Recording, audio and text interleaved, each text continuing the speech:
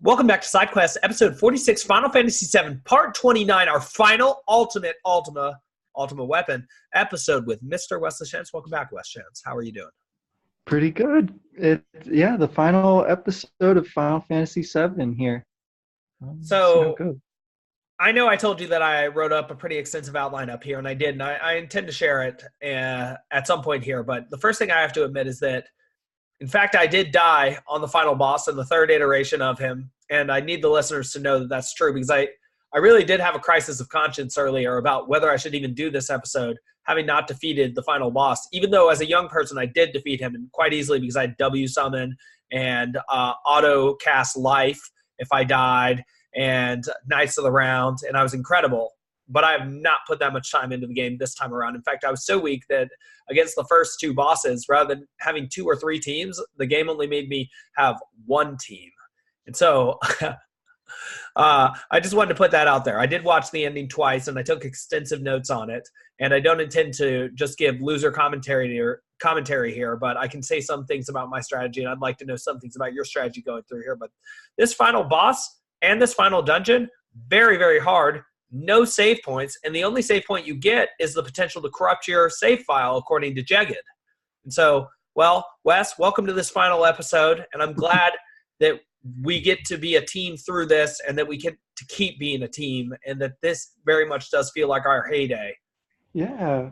The save crystal is an interesting thing to bring up, as far as you get to the very end of the game, and there's this thing in there which presumably by accident, but maybe possibly on purpose, can corrupt your entire file and make it impossible for you to ever leave the dungeon, I think is what it does. It doesn't let you leave the screen where the save crystal is. That's pretty nefarious. And yeah, the dungeon's hard enough as it is without all that nonsense. I did actually beat it this morning. Congratulations. Very good. My strategy is very simple. I got tired of getting killed by random enemy encounters that cast automatic death spells on me. So I just started going through with Knights of the Round paired with MP Absorb. So I would just cast that and get back 800 MP, and it would just end fights. And I used it on the third form of Sephiroth. I held off using it until then, but his third form is pretty annoying and hard to fight. So I let him cast a Supernova once, and then I was like, okay, this is too much. I'm just gonna end this fight now. So yeah. If I'd had that luxury, or I call it a luxury, but you earned it. You bred the golden chocobo, and you got that Knights of the Round, and I didn't. And his third form is very annoying in that it can cast gravity style attacks, and the interesting idea of gravity there is the relativity of weight, and so regardless of what your HP is, it reduces it to 1/6, I believe. No, to 6.25% of what it was. And he also has an attack that can reduce you down to 1. And so he has an ability to reduce you down to size regardless of how big you've been. I think he also has the capacity to cast a D-spell as well as a wall too. So he's a pretty sophisticated opponent. But something I wanted to bring up before we even get into the 2 forms of Sephiroth and the Genova form before that, with that sort of creepy naked woman on the front and those tentacles, yuck, was a motif I mentioned to you in the pre-show of the downward spiral, right? The first screen when you're getting into the northern cave is very much like the screen that we had going downwards in the steps towards the green light in the Shinra Mansion. The steps around this sort of emanating green light in the northern crater looks very much the same. And just to mention the theological virtues, because I'm a Dante teacher, is red means charity or love, and it's based on the old idea of red is violence, and I think that's how red is used with meteor here. Not the opposite of charity, but green represents hope and white faith, and that will just be interesting later with Holy and with the live stream joining it, and you'll see all 3 of those colors represented as the world is either coming to an end or being saved. But this idea of a downward spiral, like Gerion's flight downward into Circle 8 from 7, down into the Circle of Fraud, the Bulges, and so we're going down to this deeper and deeper into this cavern, and eventually we'll go deeper and deeper even into Cloud's mind, where we'll find both a symbol of evil and a symbol of good, right? Holy will be there, as well as Sephiroth. And so I just wanted to bring up that idea of the downward spiral and the fact that we're going there. And there will later be a complementary upward spiral, too, after you defeat Sephiroth, with a greenish-white sort of holy spiraling emanating up. And I A, wanted to point that out, and then B, see what you thought about that, Wes. Yeah, I definitely picked up on the echo between the Shinra mansion basement, and then the I guess it's the first screen mainly of the northern crater where you're spiraling your way down, and they sort of play on that motif of descent in various ways. There's another point later where you're actually like climbing down the back of a dragon skeleton, right? And there's another point that it's kind of like you're on the outside of a cone that's upside down, so it's like inverted, but you're still going down, and of course it's not obvious that you can leave the northern cavern. Like if you try to leave, it's not clear at first how to get out again and get back to the airship, but you can do it. But again, it's like the game seems to want to convince you in lots of different ways that like this is the point of no return. Once you go into the northern cavern, you're like, you have to go all the way through, right? And that seems to be very Dantean as well, that idea that you have to go all the way to the bottom to ever start on your way out again. And when you do in the game, like you said, it's a different kind of spiral entirely. It's like a much more sort of multi branching and a lot like curlier somehow, right? They're like narrower and curlier, and they're green, so they're sort of the thing that's down there at the bottom and at the core is like emerging and spiraling outwards in lots of little tendrils, and you're sort of like whisked away on it. And it, it's pretty awesome the way that those spirals play into, like you said, when Cloud has his kind of return to his subconscious, right, to fight the final form of Sephiroth. You do like this very crazy spiral ride through a bunch of like tunnels almost. So it sort of like turns it on its side and has it, manifested in all sorts of weird different patterns and things. It's kind of a tour de force of the technology. Again, like some of the graphics here at the end are pretty spectacular. Yeah, and literally what as Meteor starts to interact with the world, as Marlene looks out from her her calm window to see what's happening, see this epic battle between evil and good taking place in a depersonalized way. Meteor sends down spiral tornadoes that are red, that are later replaced by holy, and then more particularly by the life streams, green tendrils sort of growing up. And that sort of struck to me the motif of like the good and evil motif, that as well, that something about what's good is that it's rooted in the earth and that it spirals upward, that it's the thought of the thing is based on the reality of the thing and the slow enduring creation of it, whereas that which is evil in this world tends to be top down, or that which is purely a product of the intellect that has less of a feel for the earth or what's actually grounded in reality. That's a point that Jung actually literally made about the Nazis. And what I think is interesting about that is Sephiroth's attack supernova. So like, I just want to go through that attack for a second. So it is a gravity-based attack that reduces you to 6.25% of whatever your HP was, and can potentially confuse you. And if you have a super-powered Cloud like I do, relatively speaking, because obviously my team was very weak, like level 59 and below, he then used Slash All and killed the rest of my team. But what's interesting is just some of the imagery in there. First, you get like these equations scrolling across the screen, and you even get this like sort of Copernican world system image, or Ptolemaic. I think it is Ptolemaic. I think I actually have the same image that appears in the attack in my slides for Dante at the beginning of the Paradiso. But then this like force from outer space, which you might consider like the rational intellect or consciousness, shoots through all these planets into the sun, which then engulfs Mercury and Venus. I think it goes through Pluto, Neptune, maybe even a couple other planets. It's so long. It must be longer than Knights of the Round. He cast it twice on me. And then this sort of, it expands the sun, and the sun explodes behind Sephiroth and down and hits you. So A, do you agree that that is like a symbol of the rational intellect? And B, the symbol of the rational intellect using its capacity to go top down and to do something terrible is truly what evil is, or at least what the idea of Satan or the devil is. And that C, Sephiroth is supposed to represent that and does that well. And that he has a safer Sephiroth with a horizontal halo behind him. And I think safer is probably one of those mistranslation issues where he's Seraph Sephiroth. I know that's conjecture, but I think that's pretty solid conjecture.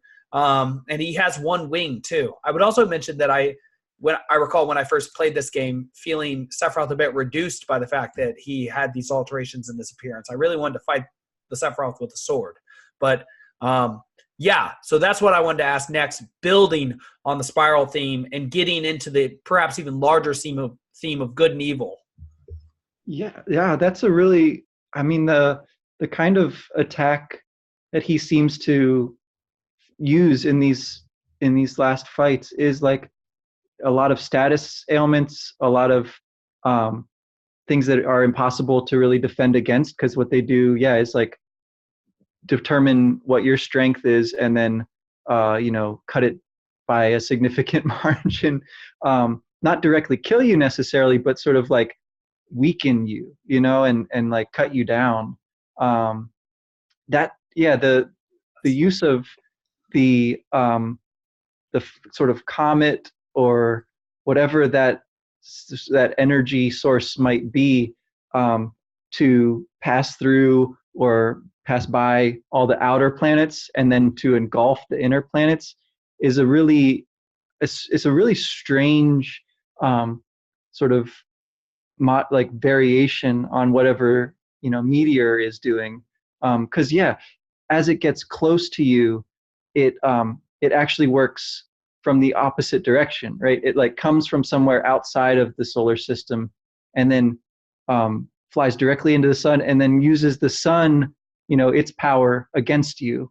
So it's like perverting the source of all good and all life, right? And making it the source of destruction now. And I think it has to be, in some sense, it has to be referring also to the Knights of the Round, right? Because there's like a series of things that happens. Each of them doesn't deal damage, but it is like destructive in each case, in each little step of its way. It like blasts a hole through Jupiter and it like, destroys Pluto entirely. Poor Pluto is just gone. And so, and the length of it, right? The sheer length of the cutscene is got to be up there with it. The way that it sort of engulfs Sephiroth himself too is really curious, because all of your summons, your party disappears, right? You're not present when the summon is present. But in his case, he is there, and he seems to be impervious to whatever it is this attack is doing. I feel like it's, it can't literally be, the sun expanding and engulfing you, because that's preposterous that wouldn't just like destroy the entire planet, right? And if he had that power, I guess he would have just, done that probably, instead of all this elaborate stuff with Meteor. But instead, I think it must be, a kind of allegorical, alchemical, psychic, representation of like what his power is. And his embodiment as an angel, but a deformed one, right? A kind of almost there angel that seems to go along with that as well. I mean, you're fighting him in this like kind of celestial place, right? It can't be like what's actually down there at the bottom of the crater. It's some kind of psychic landscape of, I guess, of his own, creation that he feels is like suitable for this conflict. It's pretty weird, pretty messed up stuff.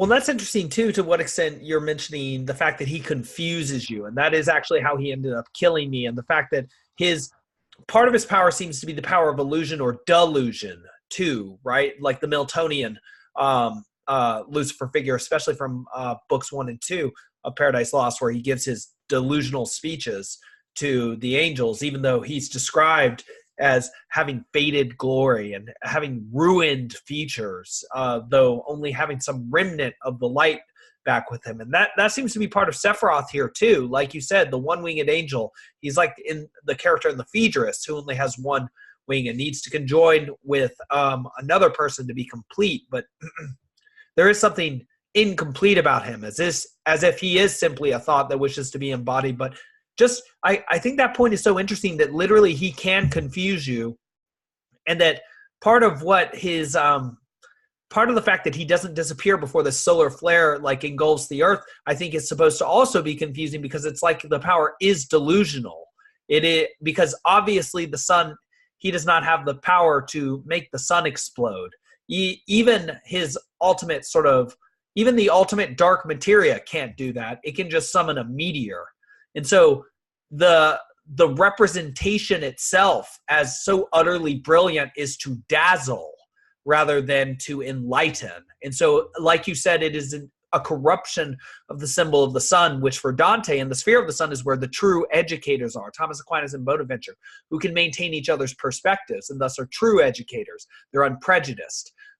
Whereas Sephiroth here aggrandizes himself, and he even lays out the equations for you to look at, right? How brilliant he is. He shines in the final analysis over all things in order to dazzle your eyes, as if you could never compete with something like that. And even before the fight, and I wanted to ask you about this, not just whether you agree with that, but what you can add to it, and what do you see, because he sort of holds you all. And one of the characters, I think it's Sid, says, man, he's way out of our league. And I remember taking a lot of pleasure in that when I first played the game, because of course I was one of those Sephiroth fanboys. But how does that, and the fact that he just restrains you, connect with this attack and what his true power actually is? Is it delusion? What is it?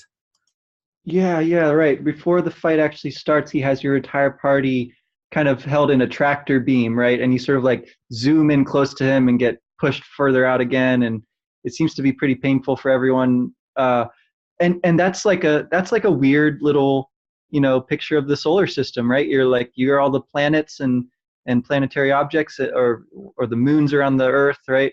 Or in this case, right, he's the sun, you're the planets. That seems to be quite in line with his delusion, right? Like his chief aim is to aggrandize himself and basically become the only right living thing, the most powerful living thing, and consume all of the life on the planet to do that. It's obviously not the case that he is impervious, right, to damage, because you can eventually defeat him.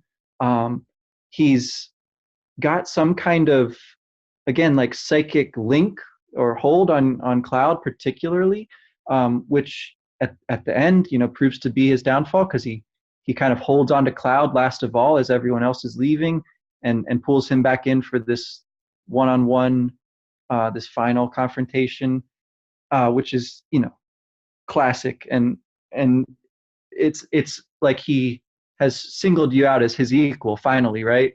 Not Yes, like a mere satellite around his, glorious sun, but like this counterpart that he wants to, crush utterly finally. And he's like laughing, right? That's what Cloud says before he gets sort of spirited off to have that final one-on-one battle. I think his power is a kind of a lure, an attraction, a gravitational pull, which is, tempting and ultimately self-destructive. Yeah. And I want to mention that, but you brought up something that I really want to talk about. So a couple of marquee parts of this last final battle finally you're on firm ground with Sephiroth, and it looks like he's been doing his crunches in death because he's looking great with a. He doesn't even have his trench coat on, which I finally understood is sort of like in the martial arts movies, like the guy just takes the heavy thing off in order to fight for real. But he's also exposed and vulnerable, even with his Masamune there. And again, you have a replay of the eye scene, and it goes from your eyes to his eyes to your eyes to his eyes, and it makes this sound like ching ching ching.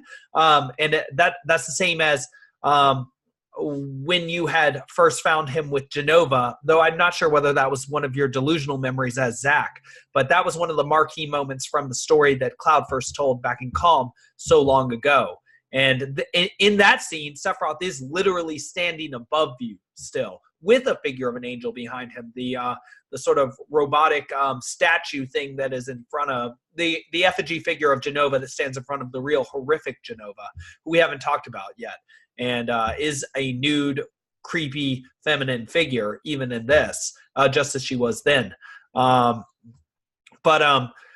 so you have this eye interplay again, and something interesting is that Cloud narrows his eyes as he's about to fight Sephiroth. So just as Sephiroth has stood above him and mocked him and tried to make him think that he is so much less than Sephiroth, so much so that he tries to be Sephiroth, and of course he can't be Sephiroth, he becomes himself. But what he then does when he fights against him is Sephiroth can still do you tremendous damage, like 7,000 damage or something like that if you have a 9,999 HP like I originally did. But you get to use Omni Slash on him. And just a couple things about that is it's many attacks from one, just like when he dies, many different balls of white light come up around you, like in Porco Rosso, Porco Scene, the Heaven of Aviators, which is made up of many different aviators, as if an upward spiral towards heaven is made up of many good deeds or many good people doing many good deeds. But also, Safer Sephiroth does literally dissipate. He goes from being a unity to a diversity. It's a de-unification or a disunification. But what do you think of the fact that Cloud uses so many different strikes, himself like a Knights of the Round here with Omni Slash, that he gets Omni Slash even if he didn't have it? The fact that it is not just one attack, but many attacks, and that he puts Sephiroth to bed, and that horrified face that Sephiroth makes when his face is covered in blood after you defeat him with his now 1 HP. And the fact that this is inside of Cloud, ostensibly, and that Holy is there too. And so what do you see in this final sequence that you cannot lose at this point? I think that the blood, at the very end is pretty shocking. I don't know that, we have seen any evidence so far that Sephiroth is like mortal, in any conventional sense. So I think that's pretty powerful, right? It's like his sacrifice almost is seems to be the image there, and his shock is pretty like it almost makes you sympathize with him, I guess, like, because it seems to be his one last hope after all of his like grand plans have bitten the dust, is to fight one-on-one on a level field, right? And it goes so horribly wrong. He can maybe get one attack in on you, and maybe that attack is pretty hefty, but it's nothing compared to what Cloud has unleashed right in that moment. And it is really strange because you don't necessarily have to get Omni Slash through the whole battle around thing. I didn't do it this time. I just didn't get around to it yet. But the fact that you suddenly have that unlocked, it does seem to be like a kind of intuition, right? Or a kind of unconscious ability of Cloud's, which is suddenly sort of released in that moment, much like every other limit break so far in the game seems to be, right? Like kind of like his initial one is. So it's almost like you start over from the beginning, but instead of one powerful strike, which is the braver, the one you initially have, it's like whatever 13 or 15 or however many times it is that you hit him. in a row, and that, that kind of simultaneity of it breaks down the normal process of time, right? And of like the turn-based battle system. And it's just like you've broken free, you've transcended that whole thing. And it's just like it's so cool, right? Because that's so much more powerful than anything that you've been able to do up to that point. Like maybe you had a 4x strike or whatever. Maybe you had big brawl with Sid, which is pretty cool and pretty powerful, but nothing compared to Omni Slash, right? The word itself, right? Omni, that's the God prefix. That's what you have gotten, not because you are doing your calculations in the Shinra basement like Sephiroth, right? But because you are making all of these decisions to like help and save other people, which is obviously what you're rewarded for in the end. It's really gratifying. Yeah, and that seems to connect with the theme you brought up last time about not only do you get better and better, but you get better at getting better the farther you get into the game. You develop more and more materia, you master materia, you can master materia faster because you fight against a higher AP and experience, giving opponents with potentially triple times growth weapons, and you've also developed that strategy ostensibly. And so you get better at getting better. And so it's like you're better at using time too here, whereas you start off sort of brave and unskilled. Now at this point, my goodness, you can hit like 15 times, whatever it happens to be, whatever the number is. And each one of those attacks, at least in the playthrough I was watching, was like, the first one was 9,999, but the next several were like 7,800 damage, which are all attacks with the ultimate weapon of Cloud, which do more damage than Sephiroth does. It's like, again, there's that image of impotency with him and his delusion and his aggrandizing himself and his no growth having Masamune and all mastered materia. It's as if true mastery, or like part of the purpose of life, is to never be at that level where you wish to appear a master but want to be a student, because then you can continue to grow and do things that you would have never thought possible. And that seems to also be part of this. It's almost as if what Sephiroth is trying to do here is to pull a Voldemort to Quirrell. Of course, he is the sort of Luciferian figure of Hogwarts, and he tries to embody this weaker wizard. Well, it's almost as if this is Sephiroth's final hope. He is going to try and embody himself in you now. He is going to try and stick himself in you.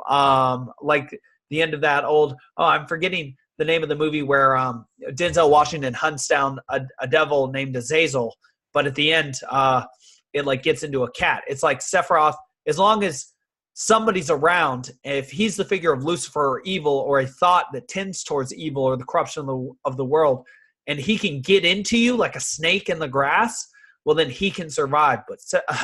But Cloud puts the kibosh on that quite a bit. Right. Yeah. Well, I think that's kind of interesting, because that seems to be like what he learned from Genova, right? Like that's the process that like lured him to Genova in the first place. He seems to be trying to kind of turn that around now and use that on someone else. And she ultimately is this kind of globe of weird organic matter, not at all what her initial effigy like looked like, and not at all the kind of thing that Sephiroth obviously sort of envisions himself becoming.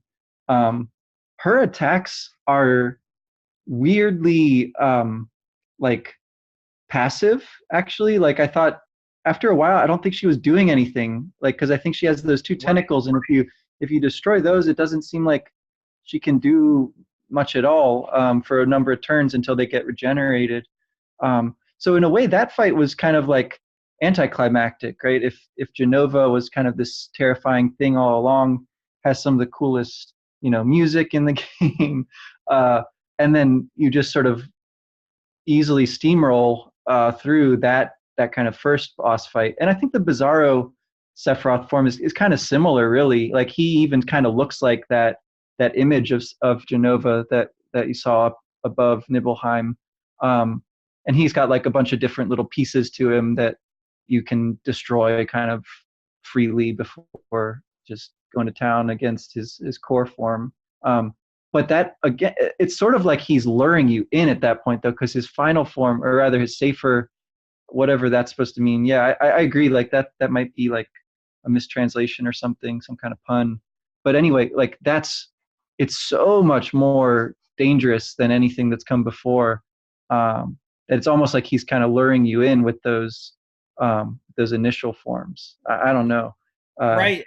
And that second form even literally has a sort of puppeteer on the top of it, right? That's very active. Whereas the larger figure seems to be, again, an effigy. And we're seeing these images of delusion and of posturing here, right? Very much like the Wizard of Oz and the Wizard at the end. And often how he's represented in new movies, but of course in the classical one too. But if you see Wicked, the Broadway play, he has a pretty impressive effigy there too. But like the idea is, again, that Sephiroth is sort of posturing. He shows this big, large, green, sort of godlike figure.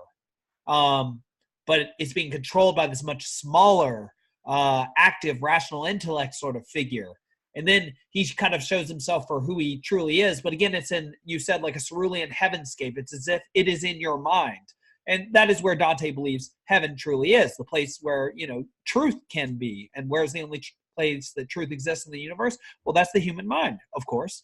And so Sephiroth shows himself for sort of the deformed thought he is, not posturing towards a larger-than-life sort of God Sephiroth figure made of green, indicating sort of hope or regeneration there, sort of an Easter theme as well.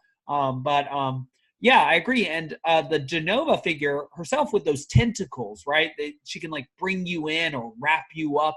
And she, again, seems like a delusion figure, also like a figure of the earth in being spherical, like you said, but also having that creepy naked effigy of like a half-formed woman, as like she recalls to me Sin from book 2 of Milton's Paradise Lost, which was beautiful and looked to Lucifer like a female version of him when he first courted her, but then became so horrifyingly ugly and very similar looking to Scylla of Scylla and Charybdis from the Odyssey, with hounds around her that would actually retreat back inside of her to gnash her insides, the evils of the world.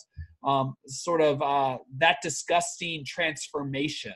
And as if sin or pulling Sephiroth away from his noble path is what Genova was. And that she has shown herself for what she is now and sort of is passive, right? She allows people to sin and then casts Ultima, surprisingly and painfully. But also that Sephiroth has been transformed or abominated, become ugly, precisely because of his sort of mixing with sin.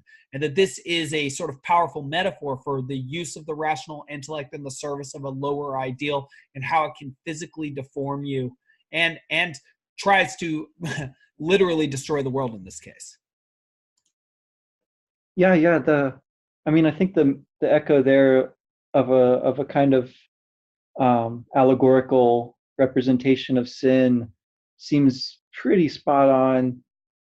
I find it interesting that there isn't really like a point at which Sephiroth seems to even want redemption, unless it's maybe right that final glimpse of him after Omnislash has shown him the error of his ways.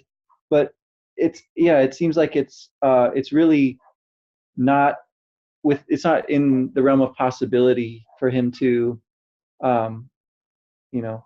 turn back, convert, or something like that. And that's, I guess, kind of what we see at the end of the game as well, right? Like there's nothing more that anyone can really do except kind of hope, right? In the end, you've kind of done everything you can. It's almost anticlimactic as the party's leaving until everything starts to really kick off with holy. But everyone's like, okay, well, I guess we did our best, so let's get on out of here. And I guess that's kind of why probably the game tries to prevent you from leaving the Northern Cavern, because once you're there, there's a kind of motivation to actually get to the end of the game. And if you leave again and you start messing around trying to master a bunch of materia and this and that, well, maybe you sort of lose the thread of the story. And a lot of people I think, are disappointed by the ending of the game. Actually, I think that they, expect more of a conclusion, or like some kind of glimpse of like what happens with these characters after everything. But the last glimpse you get of them is really, in this kind of chaotic, everything's kind of hanging by a thread still. Will meteor destroy the world or not? We don't know until at the very, very end of all the credits having rolled, you see like a hint that life, in some form at least, has gone on. But it's interesting that lack of redemption for Sephiroth is kind of combined with this like lack of closure for the characters themselves and their individual stories. Instead, what we get is this kind of more cosmic sense that, in an ultimate way, life goes on. I wonder what you thought of that. Yeah, no, that's really interesting, because in Final Fantasy VIII and IX, you do have a redemption of the main villain at the end, Ultimacia in 8 and of Kuja in 9. And in 10, you actually have a pretty stark diversion from that. It's actually, 10 is a very powerful comment, I think, on what video games are in themselves. And Seymour, a very interesting villain character, though not the main one. The main one being, of course, called Sin. So maybe we can get to that one at some point, especially because, it's sort of a beach-based game, and I live in San Diego. But I just wanted to mention, yes, I agree that it's stark that Sephiroth doesn't have a redemptive moment, and that shock does seem to be like shock at the fact that he lost finally, that he just could not conceive of that he seems to have been the one who was most deluded after all, even more than Cloud, who knows who he is and does not have to try and be Sephiroth, and in fact has become so much more than Sephiroth ever was when he was alive, precisely because of Sephiroth. And perhaps that is what's being realized by Sephiroth in that moment. But I agree that Cloud has a way of being anticlimactic. Like when he says, "Let's mosey on," and Sid, swears and is like, "Can you please be a man about this for a moment? Play your role correctly." That is fairly stark. And I guess I don't want to answer your question with a question, but I know that you've played Final Fantasy VI, and I never beat that. And I think the main villain, or at least one of the major villains throughout, is Kefka. And does he have any redeeming? And, he's very much like an Iago character from Othello. But does he have a redemptive moment at the end of 6? I do not remember the very end of that game. Honestly, I don't think I ever quite got to the end of it. And I would have said something about sin in Final Fantasy X. Like it clicked in my mind that word is pretty important in that game, but I honestly can't remember the end of that one either. I don't think I ever beat that one. Like I don't generally actually get to the very end of these games. Well, that was what I wanted to mention, that seems to be, this is something we brought up much earlier on when Vince was still with us, when we were talking about the playground back in Midgar, which gets destroyed at the end here. Like, when is the good part of this game, right? Like I was talking about rushing through the game already, just trying to get ready for the podcast. And that, you look back on the game and you're like, oh, I love that game. But it's like, which part did you love? Or were you just rushing through it? Recently we've been going back through Harry Potter, and it's like, man, this 5th and 6th book, Harry's mad a lot. A lot of people are mad a lot. And they're going through sort of nasty, lame moments in their lives. And it's like, but people are like, I love Harry Potter. It's like, yeah, but which moment particularly? It's as if, life is made up of moments, like notes make up a song, like planets make up a solar system, like people make up a nation or a group. And when you don't want to finish the game because you love the story, it seems that you just like being a part of something for that amount of time, which is a comment made by Tifa in Advent Children, which comes after this game, where she says, man, we were so strong in pursuit of that ideal. So I'm forgetting what question I'm answering particularly. Oh, yes, the redemption theme. I find it interesting that Sephiroth doesn't get redeemed, but it does seem like humanity gets redeemed, but it is a little unclear whether they survive, except for the fact that at the very, very end, even after you see ostensibly an old Red 13 and his 2 cubs, you hear children laughing. And so it's as if Because I remember there was the potential that maybe humans would go unredeemed because they produced like a Sephiroth and he wanted to destroy the world. And maybe they would, with Shinra and how people are, maybe to some extent humans needed to disappear. But I guess, and I just had this thought, it's almost as if the actions of Shinra through at least Rufus and your actions potentially led to this redemption. It's as if almost everybody who was real still had to come together in order to fight against this zombie dead thing that wanted to be reanimated in the world or wanted to destroy the world in order to become itself the new God, the supreme, unified, united God, which, it's like so many of those themes of like a hive mind trying to collect the earth. I think Star Trek had that with the Borg.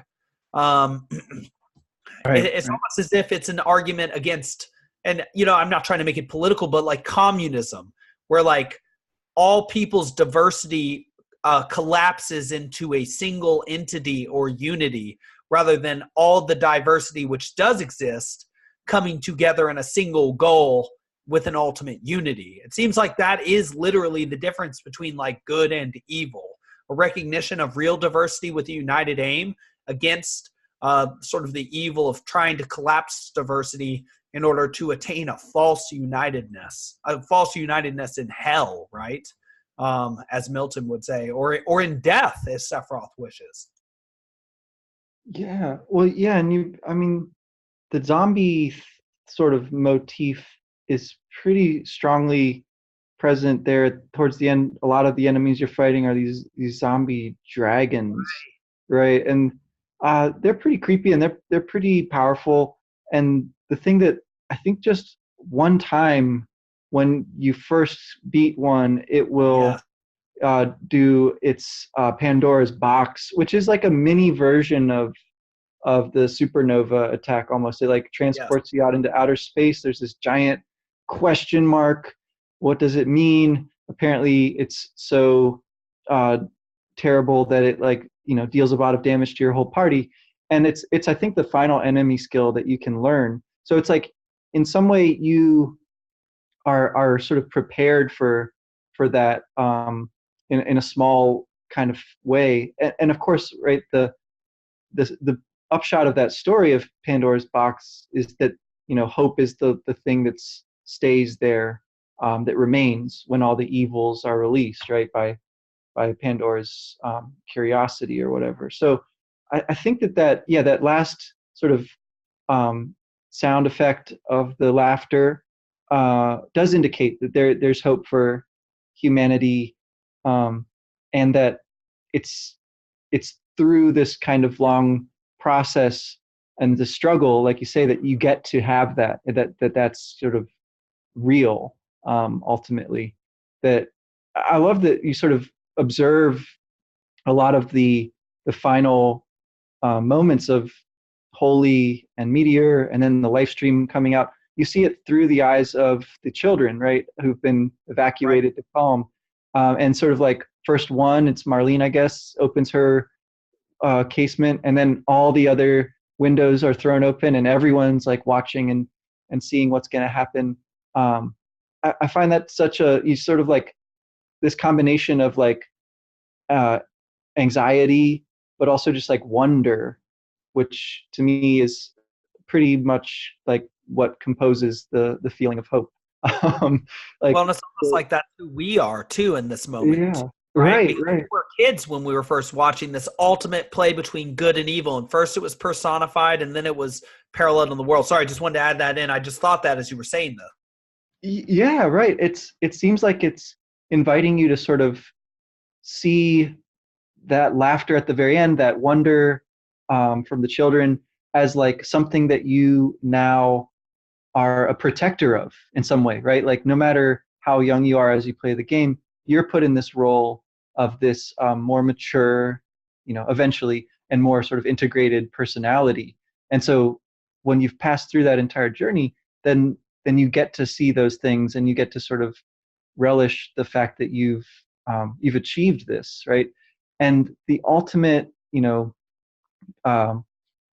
ultimate saving of the world is still not like directly because of you, right? It's sort of, it causes you to even in the midst of that sort of role of protector, you still have to be this kind of humble servant of something greater, right? And I think that's important too. And it leaves you kind of wondering, and like I think there's a case to be made that that's an important ambiguity at the end. Like it isn't supposed to have just one, you know, correct interpretation. I think it's supposed to imply in that sense the way that each of these games is, you know, final in one way for its characters, its set of characters, but in another it's just an iteration of this same kind of mythic story that gets played out over and over. Right. I mean, I completely agree. And so there were two images in the ending here, and so there are a couple interesting symbols in the ending, and I think it's interesting that the characters are speaking, but you can't hear what they're saying. And you get some more cinematic, or I think they're called cinematic bits, when you get to see the graphics so nice. But oh yeah, just to agree with you as well, it's as if all these characters can do is fight the evil within themselves, because ultimately that's what Cloud does, which he's been avoiding the entire time, except for when he was sucked into the live stream, right? He fights all these battles for the world or for money for other people, but he finally fights his own demon, Sephiroth, at the end here. And then all they can do is hope. And it's as if, well, that's all you can do. Fight your own inner demons and hope, because everybody else has to do the same thing if you're going to win. But what did you think about seeing this hand of Ares and Cloud smile right after seeing Sephiroth disapparate or sort of disunify, turn into many different parts, you know, blow apart? And that's what Sephiroth did too. He just sort of slowly fell apart. Or I'm not using the right word, but it's a word for to go from one to many very slowly. It's like he unwinds. But he's not thread, it's into parts. In any case, we see the hand of Ares, but it's actually Tifa's hand, and she tries to save us, but then we end up having to save her, but she kind of saves herself because she, you know, we're holding her with one hand, and then she grabs the ledge, but you have to be pretty strong. And then at the very end, when Holy and the live stream seem to merge against Meteor, you see an image of Ares, just as you saw her look up at the very beginning of the game when she was again looking at like this green and white Mako there. And so I was wondering what you thought of that. If what part of this is that the replacement of the Ares idea with a real person is what's necessary. It's like the Jungian confrontation with the anima. You have to, hone down your image of a lady in order to see the real lady in front of you in a relationship. But also that Ares is sort of here paralleled with Genova. If Genova is sort of a sinful, evil idea, then Ares is here sort of like the Virgin Mary, right? Like she who gives birth to true hope, or to the idea that you should be following. And so I wanted you to comment on those two ideas potentially, and what did you think of seeing Ares in the end here? But again, like Sephiroth, sort of only like a dream figure, not embodied. Yeah, right. I mean, I think that she is only implied in the hand, right? It's strongly implied, but again, it's only kind of implied there. That is a really interesting moment, I think, for Cloud to sort of snap back into reality through that. Like that could almost be, say, the moment that he falls from up above down into the garden, right, into the church rather, when they first meet, right, and she's like, hey, are you okay, right? That could be a kind of flashback to that too. So I think that flashback at the very end really does a nice job of driving home that idea, that same thing that Omnislash does about, like, the final thing is also the first thing, right? It's like the return to the origin in a way. And I think that happens in a way. It happens with the after every bit of seeing the kids and seeing the remains of Midgar, then you just have this kind of like starscape that you're sort of just like traveling through. That's a lot like the very, very beginning of the game too, right? With Ares, you're now in her position of watching the kind of play of Mako, or maybe it's the stars. It's kind of unclear, right? But I think that, again, Cloud has come a long way. That image, that memory is still with him. It's not like it's totally, cut away from him or something, but it's now, I agree, like sort of, it's been embodied in a different fashion by Tifa, and their kind of mutual rescuing of each other here seems pretty appropriate, I guess. It's like a superhuman feat in a way, right? But it's like she also kind of makes it possible to believe Right. that they're, actually gonna be able to climb out again from this catastrophe. They're in Uh, it together. yeah, and it's, you know, it's great that she hangs back with Cloud, when he goes on this kind of uh, final leg of the journey. She's still there for him, and that, I think, is another kind of image of hope or something like that. Like in what sense you can be active, it seems to be a kind of loyalty. It's not the same thing as just sort of saying like, oh, like it's going to be okay, right?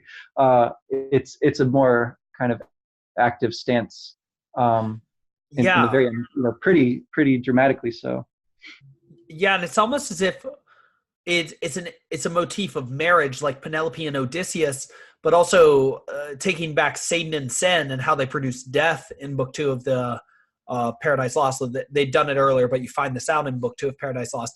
But then, like, the difference between having a false idea of the feminine or being wedded to an idea is that idea will not keep you from falling, and it often will cause you to fall. Whereas what Tifa does here is she almost pulls Cloud down as he pulls her up, but then she ultimately pulls herself up, which is what allows him to pull up, which is also an interesting sort of relationship to the idea of like Eve eating the apple of consciousness and then Adam catching up later. And, Peterson makes the comment that women probably became conscious before men, and they helped to build that consciousness into men. And you sort of see that repeated here, both through the figure of Ares and through Tifa, but more particularly through Tifa, because as a real person, she can give real help in a much better way than an idea, potentially a beautiful but untrue idea, can't. And, potentially that's part of what marriage is, too. You have to recognize the hard truths through the gate of horn, not just the beautiful lies through the gate of ivory, which seems to be the direction that Sephiroth took, thinking that he was immortal or perfect in an Achillean sort of way. But I also wanted to ask you if you thought it was symbolic, the fact that this Ares figure it's like the very last screen, I think, before you get the sort of epilogue of Nanaki or Red 13, again implied as an old Red 13 monster, whatever that species is called, cat, leopard dog, red things with Native American piercings and headbands, whatever it is. I think he might have a species name. I don't know. Maybe Hojo did something with him at some point. I'm not exactly sure. In any case, she looks from down to up, just as she did in the beginning. And that just strikes me as sort of like the look that you have after you finish a prayer. It's as if she looks up from a prayer and opens her eyes. It's as if that is the look of hope, when like you imagine something and then it happens. And then it's like that just finishes off the opposites, Cloud and Sephiroth, Cain and Abel. That Sephiroth, because of his hopelessness or his despair or his cynicism, is let down. Whereas Cloud, who sort of lets things play out but also gives his best, embodies hope through his actions. And it is this hope ultimately that saves the world.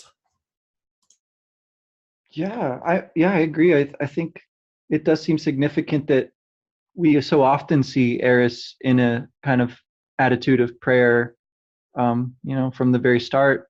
Then, in her death scene, she seems to be praying or something, and yeah, at the end, this image of her seems to be kind of the personification at that point of the planet's blessing on I guess like those who have not given up, who have not been destroyed already, and who've taken certain measures to protect the innocents, right? That get them out of Midgar.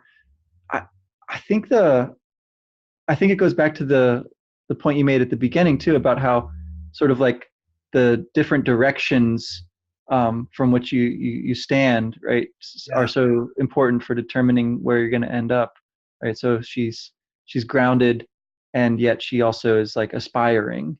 Um, the the nature of the promised land, in that sense, seems to be this kind of we get like a kind of glimpse of it at the very end, right?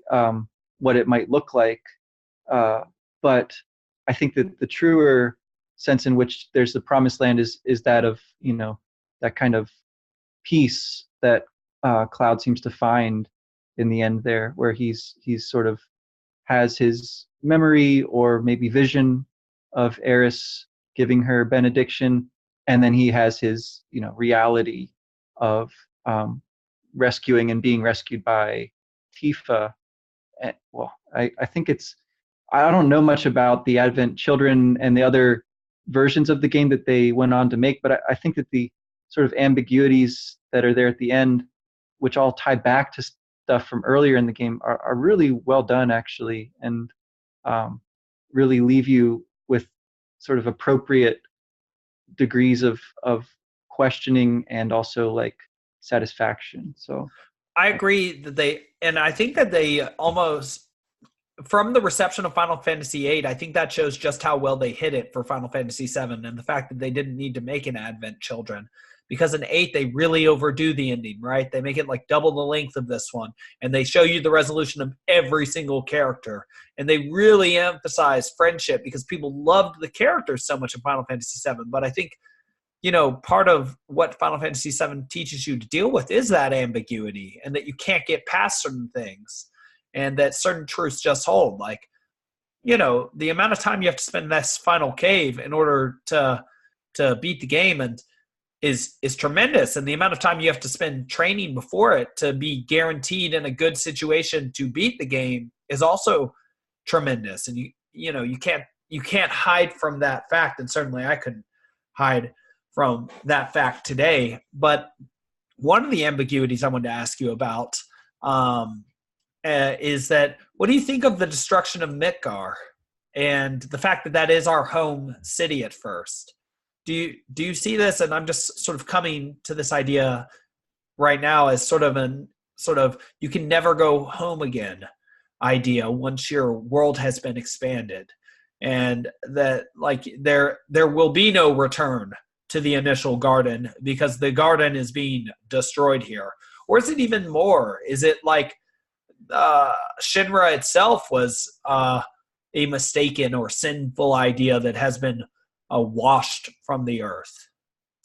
yeah, I think the way that I think it is Red 13 or Nanaki who says something like, it's the opposite is happening, right? Like Holy is pulling Meteor down to Midgar.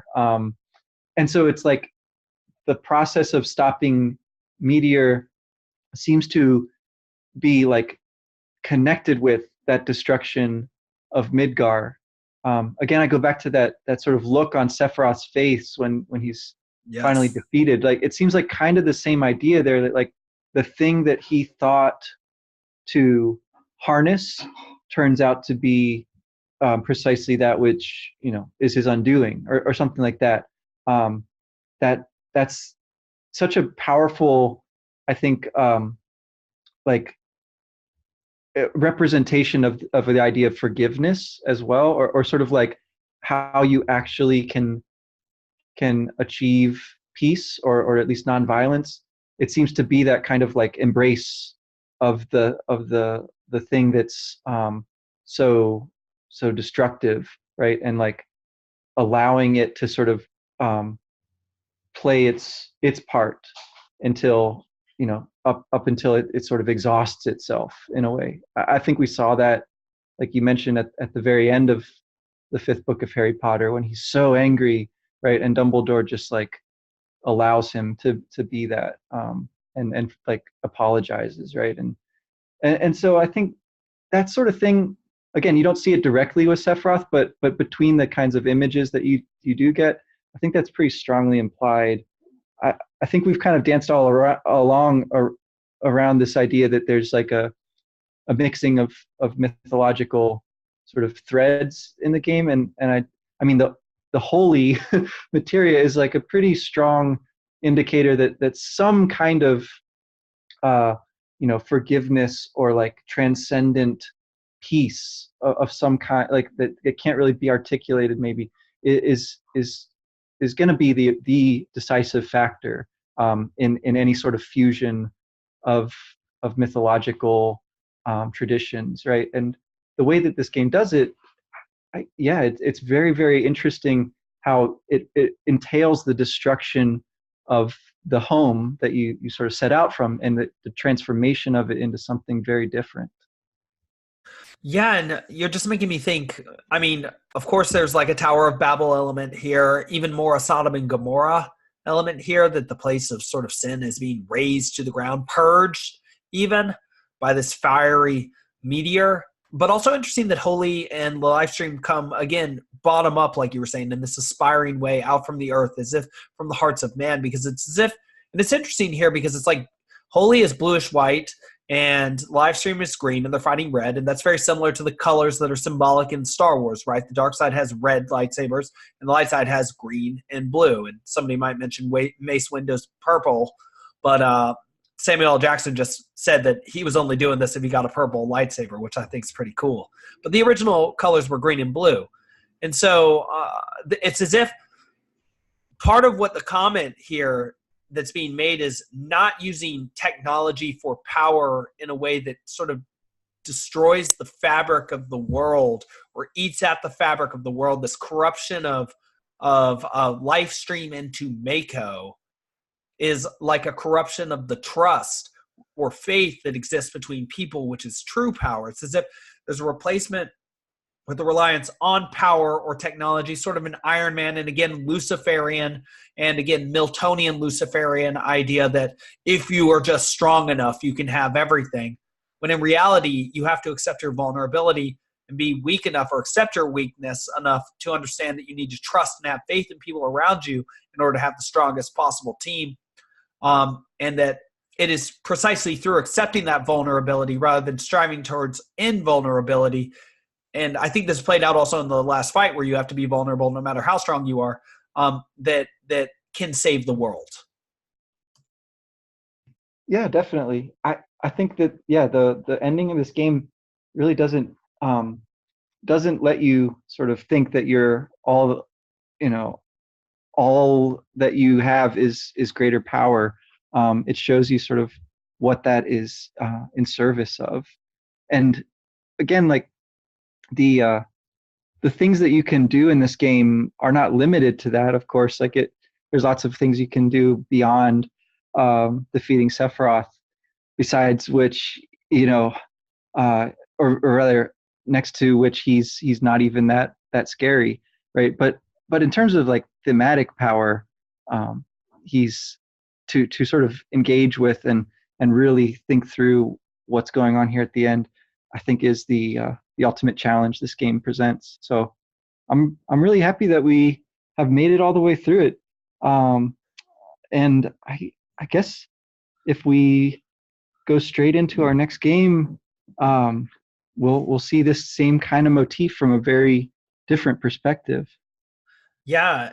One thing, just personally, because this was always supposed to be sort of my Jungian individuation process, which I think, has been something we've both been doing, because something I think we learned from Blade Runner is that the ultimate realization is that it's a non-Sephirothian or non-Luciferian one, that it's that you're not special. It's that everybody can bloom in their own unique way and be differentiated, sure, but that's for everybody to do. And again, getting into the Harry Potter that we're reading now, 6, it is precisely Voldemort's desire when he's a young Tom Riddle to be different from everybody else that leads him to becoming a Luciferian figure in that world. The same way that Sephiroth here doesn't even want to die, wants to be different from everybody else. But something we have to realize is that it is by uniting with other people, by accepting that we have the same experiences that as they do, that we become strong. And something that this process has enabled me to do, and perhaps you did this earlier in your life or have been doing this too through your own personal projects and the projects we share, which are, manifold, is that it's allowed me to get that Sephiroth out of my head as an ideal. It's as if I lost that final battle when I first played this game, and he got to live inside me. And I thought that like pursuing invulnerability or something like immortality or some false dream, ungrounded in the reality of the human condition, which is, of course, death. So you better do some good things while you're alive so that you can transmit something good to the world, because you are living your story at this very moment. And so it's as if, besides getting through this game and this major achievement that we've achieved that, perhaps only we will ever know about, that it's allowed me finally to put a Genova Sin Sephiroth idea that I carried with me for a long time, because, I didn't know the best stories when I was young. I didn't read the Old and the New Testament or hear them growing up. I didn't know about Homer and the Odyssey and Virgil until college, or the great philosophers. Which is also why I'm happy to be teaching these sorts of texts to younger people than I was, just to give them that strength and to give them true ideas towards which to strive, which have been, helping people since the beginning of time, as far as we know. Yeah, I think it's a really beautiful sort of outcome of the game. I don't know that they, initially making it would ever have intended that this be part of what it was for. I'm not sure. But whatever the intention of the designers, I think the effect of it is definitely one of sort of opening up, sort of challenging things about one's psyche, encountering them, wrestling with them, right? And hopefully, at least ultimately, overcoming them. I think, it's very possible that I would never have gotten interested in some of the, really, truly great literature if I hadn't been inspired by games like this at a more formative point in my life. So, yeah, I do hope that, you can sort of more directly engage kids with great books, but I think it's not a bad way to do it, to get them to play these kinds of games first, and sort of show them that there's stuff out there that's worth wrestling with. I agree. The angel that Jacob fights against, like the god, the morphine god Proteus that Menelaus must wrestle with, seems capable of taking precisely the form that is most difficult for somebody to overcome, sort of like the boggart in Harry Potter. You see there's a theme across all literature and time and media just from there, that whatever it is that and even in CrossFit, your weaknesses will come up in competition. Whatever it is that is the hardest fight for you, you need to fight. And, mine was with pride and arrogance, taking on the figure of Sephiroth. And it's interesting to what extent, doing a podcast is a work of humility here. And, perhaps the way down is the way up, Wes. And that's what we've been doing all along with these spirals down and up in this episode and in the ones to come. Yes, I hope so. I hope so. So for next, should we take a break next week, or should we jump right into another world-saving sort of adventure? What do you think? Yeah, so I'm almost wondering, so it's been a little while since we've watched a movie. I don't know if you, and maybe we can talk about this over the coming week, but I envision a few different things. Maybe we could talk to somebody about their experiences with Final Fantasy VII, either a scholar or a friend. Maybe we could watch like a movie or two, or like a mini series or something kind of simple. I do have to go buy an N64 and get this game. I don't envision that being very difficult, and I'll do some research into it after this. But it's just going to take a little bit of time. Right on. So, yeah. That sounds good. But I'm just very glad to be keeping this party going. And so, definitely. And if Vince is out there, we want you back. However we can get you, whenever. Yes, I imagine he's doing his thing somewhere. And yeah, we wish you well, Vince. Yeah. Well, 29 episodes into this, we come to the conclusion, and incredible work, Wes. I guess at some point we're going to have to turn this into a book or something. So I hope so. Yeah, um, that will be yet another, I think, element in this ongoing project. And if and when we do, this form of it will still be out there, which is cool as well. This kind of rough and ready conversation, digging in and exploring topics that I think are just they're sort of endlessly um, fascinating. But I definitely never intended or expected to like play this game in this detail again. So it's been a really fun and really interesting experience. Thanks again. Yeah. Thank you. All right. Well, on to the next adventure, Okay, on to the next quest. right on.